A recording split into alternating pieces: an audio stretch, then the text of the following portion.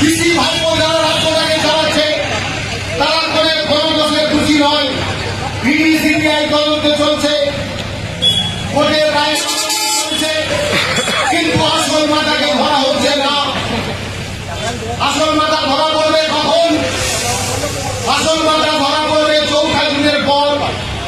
আসল মাথা ধরা পড়বে নরেন্দ্র মোদী এবারে দিল্লিতে সরকার করার পর। বলছে শুভেন্দু অধিকারী বলছে ভারত মাতা কি, ওই সব চোখগুলোকে জেলে ভরো। আমরা বলছি কৃষি ভাইকে জেলে ভরো। কৃষি ভাই বলো দুর্নীতির মাথা, মাথাকে ধরতে হবে মাথা। আজকে পার্থ চট্টোপাধ্যায় মানিকগঞ্জ থেকে শুরু করে বিশ্ববিদ্যালয়ের ভিসি, শিক্ষা দপ্তরের গোটাটা জেলে জেল খাচ্ছে।